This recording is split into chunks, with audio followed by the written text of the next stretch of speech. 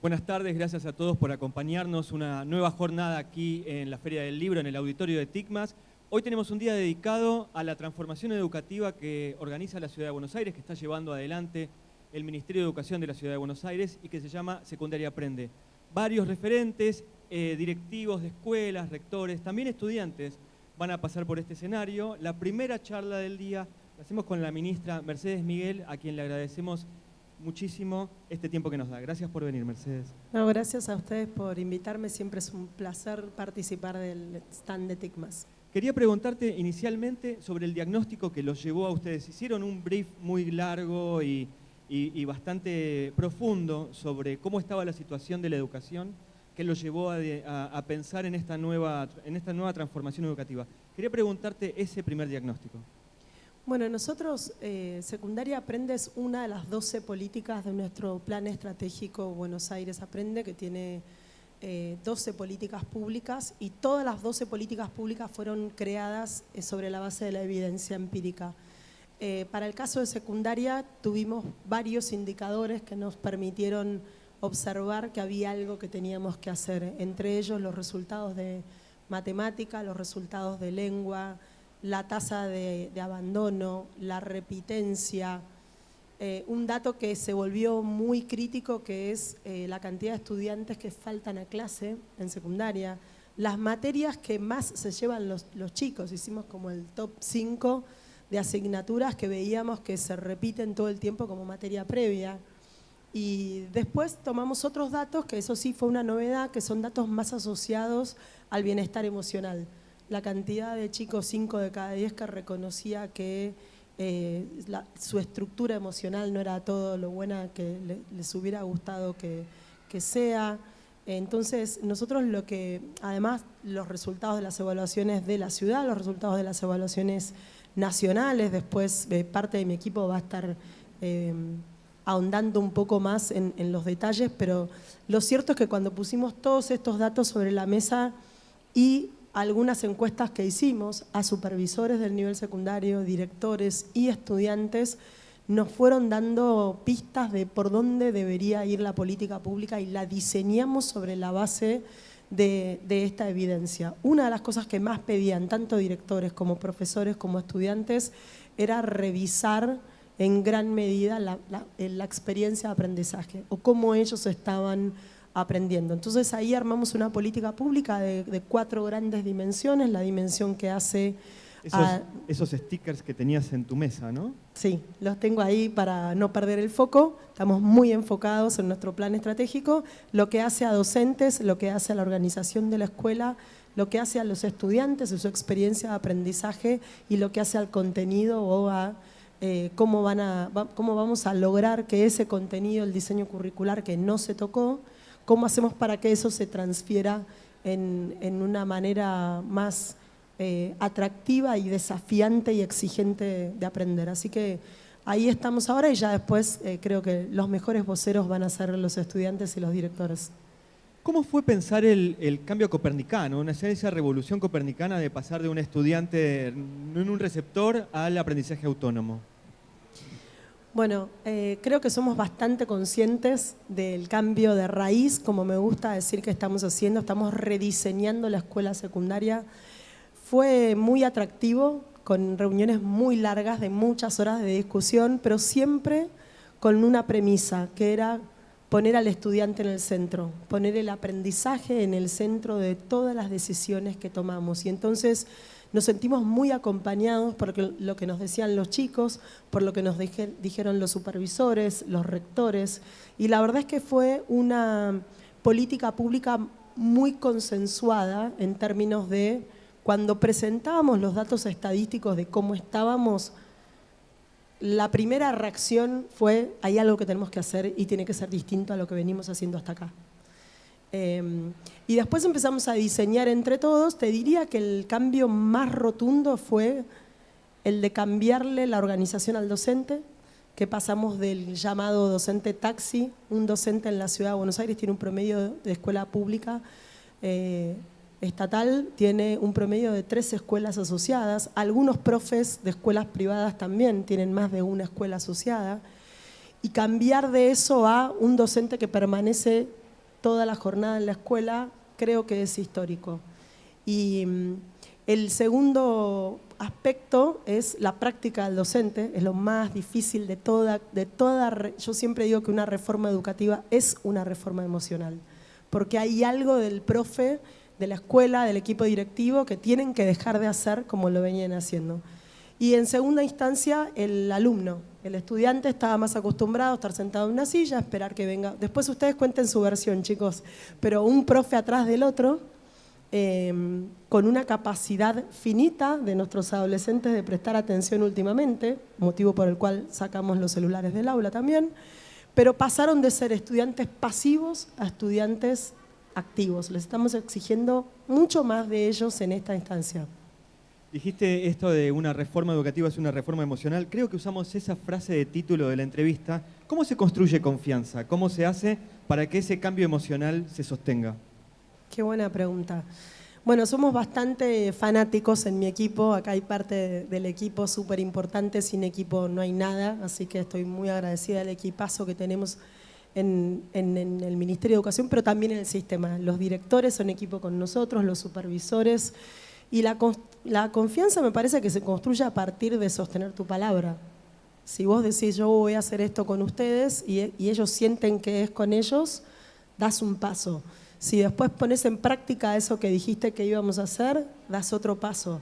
Si decís los voy a acompañar y los acompañás, das otro paso. Si aceptás la crítica y la observación, porque estamos en un periodo con estas maravillosas 33 escuelas que dijeron yo estoy, ellas son nuestras son nuestros verdaderos asesores de cómo viene la política pública. Y ahora estamos en una instancia de ajustar. Después Oscar Guillones seguramente va a dar más precisión desde cómo estamos ya planificando el 2026 con las nuevas que van a entrar, que son muchísimas por suerte. No quiero dar datos, me va a matar Oski, pero bueno, tenemos muchas escuelas que quieren ingresar y yo creo que el sistema educativo tiene que salir, y estamos haciendo un esfuerzo enorme por salir de la regulación constante para entrar en la confianza constante, porque nosotros en la gestión pública estamos de paso, pero el sistema educativo es un corazón que late constantemente y son ellos los que van a perdurar en el sistema, así que no hay nada más lindo, diría, más hermoso que la confianza, construir sobre la confianza. Decís que son 33 las escuelas, pero cuando lanzaron el programa, se lanzaron muchas más escuelas a ser pioneras. ¿Cómo hicieron la selección? Y además, como segunda pregunta, ¿esperaban esa respuesta? Teníamos mucho miedo, pensamos que nos íbamos a quedar nosotros solos esperando a ver quién, porque la verdad es que no las seleccionamos, se autoseleccionaron y levantaron la mano y después de conversaciones muy sinceras donde les expusimos a qué se iban a someter, qué era aquello que iban a tener que hacer. Después ustedes me pueden contradecir, acá hay equipos directivos, pero la verdad es que tratamos de ir con toda la verdad porque era la mejor manera, nos parece, creo, siempre le pido a mi equipo de ir con la verdad. Este es el dato, duele, sí, molesta un montón, pero esta es la realidad. Esto es lo que tenemos que hacer, es difícil, súper difícil, va a ser complejo, muy complejo. ¿Nos van a decir de todo? Sí. ¿Tuvimos que estar 6 horas en la legislatura respondiendo preguntas? Sí. ¿Estamos dispuestos a volver a hacerlo? Sí. Así que ellos fueron los que se promovieron y se propusieron a decir, queremos dar este paso, creo que tenemos la comunidad y el equipo y los estudiantes y las familias para poder hacerlo. Y la verdad es que tuvimos que cerrar en 33 porque queríamos tener un grupo acotado para poder medir. Estamos midiendo la política pública en su implementación desde el punto de partida hasta las metas que nos propusimos y hay universidades externas a la política que están observando cómo lo estamos haciendo. ¿Quiénes? En esta instancia estamos trabajando con San Andrés, la Universidad de San Andrés. Y la DITELA está evaluando otras políticas públicas y la UBA va a evaluar otras y así vamos sumando universidades para que nos puedan acompañar en observar dónde está ese punto de inflexión en el que tenemos que cambiar algo. Pasó el primer bimestre del colegio secundario ya, pasaron 2 meses, un poco más también. ¿Pudieron tomar algunos datos? Por lo pronto, por ahí no tenés datos de evaluaciones, pero seguramente de inasistencia. ¿Cómo cambió en estas 33 escuelas la versión del año pasado y la versión de esta? Bueno, yo me junto el miércoles, con las 33 escuelas pioneras, con los 33 equipos directivos. Mi equipo ya se estuvo reuniendo con ellos.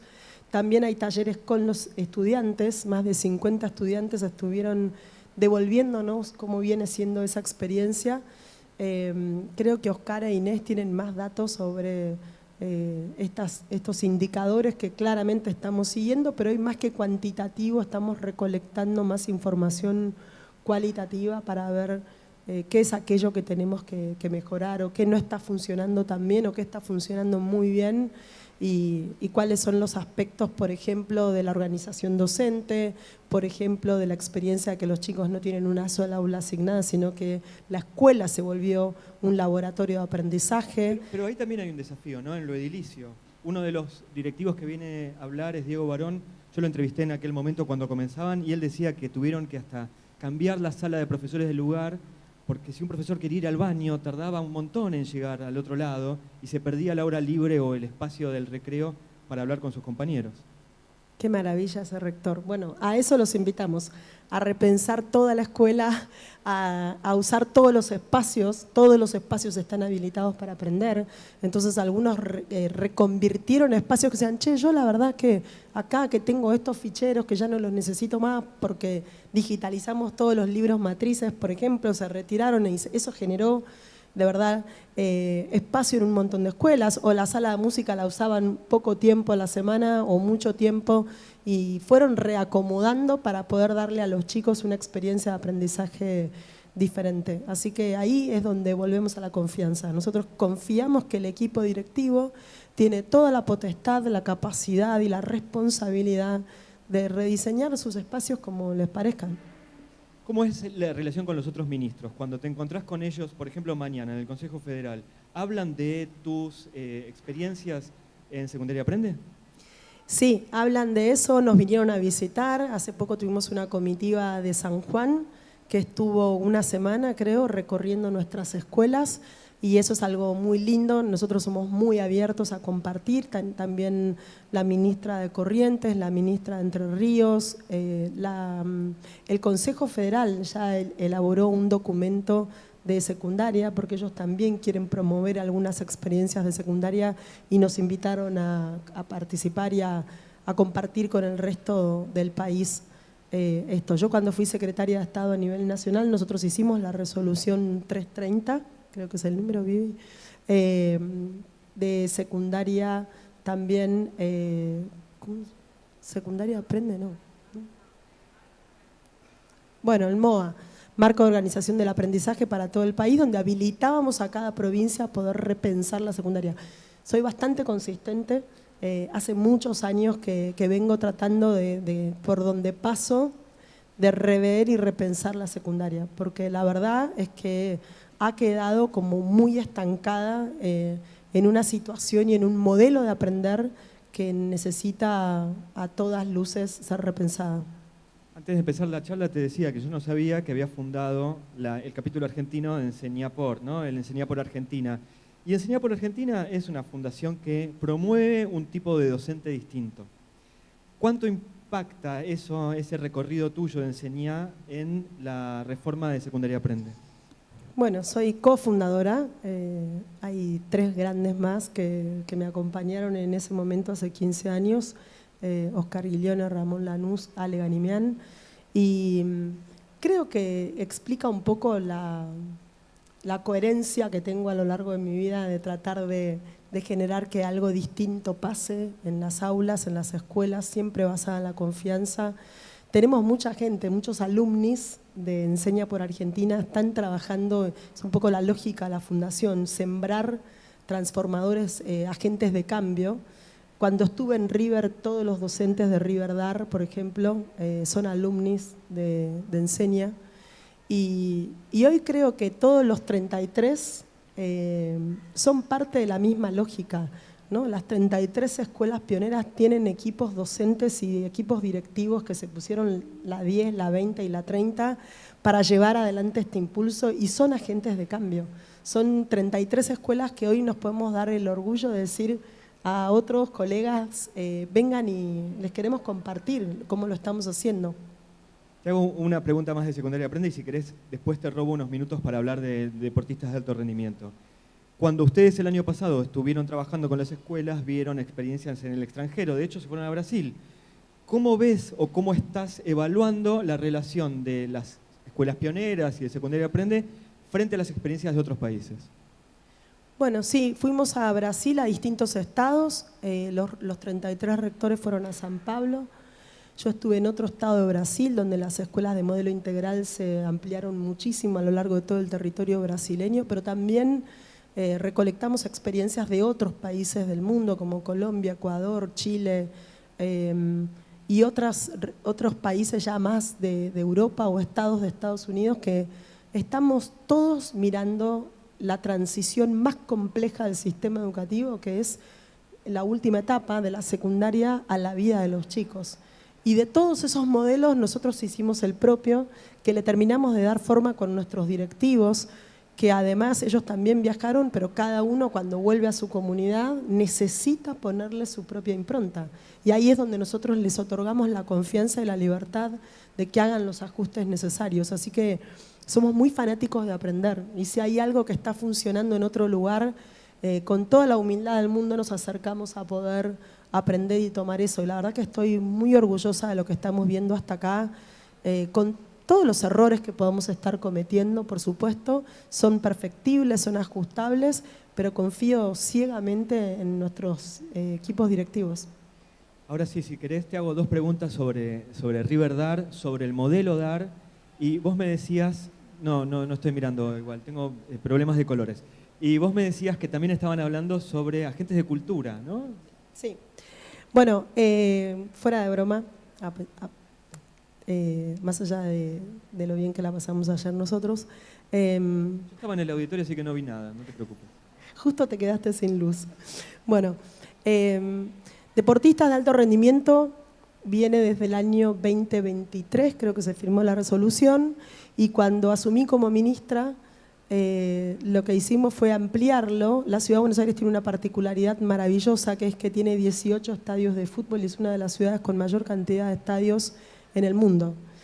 Y cuando empezamos a aplicar, estamos ahora expandiéndolo para que los jugadores de los clubes de la Ciudad de Buenos Aires puedan hacer su cursada obligatoria de la secundaria, que son los que más se les complica la trayectoria escolar, porque a medida que van mejorando en su talento deportivo, se les va complicando mucho más la asistencia a clase y sostener su escolaridad.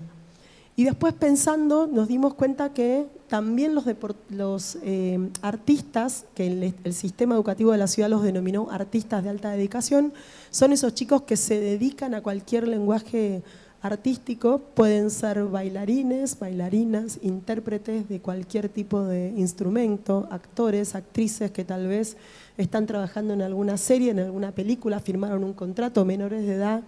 Y cómo podíamos hacer nosotros replicando el modelo de los deportistas para que los artistas también pudieran dedicar la cantidad de horas de práctica que le tienen que poner para poder desarrollarse después en su pasión. Así que vengo de la escuela Esnaola, donde me hicieron una demostración los artistas de alta dedicación que le están pudiendo dedicar más horas a su disciplina sin perder la escolaridad, y la escuela se tuvo que adaptar igual que en los deportistas de alto rendimiento, para que no pierdan la cursada, para adecuar las mesas de exámenes si los chicos tienen un torneo, una competencia. Ahora tenemos, por ejemplo, 2 bailarinas de la Escuela de Danzas de la ciudad que se ganaron una beca por la Fundación Julio Boca y se van a Nueva York a bailar durante 2 semanas. Y esas cosas son posibles porque ellas le pueden dedicar todo el tiempo que le tienen que dedicar a su pasión. Mercedes Miguel es la ministra de Educación de la Ciudad de Buenos Aires. Muchísimas gracias por habernos acompañado en esta jornada en el auditorio de TICMAS. Gracias a vos. Gracias a todos.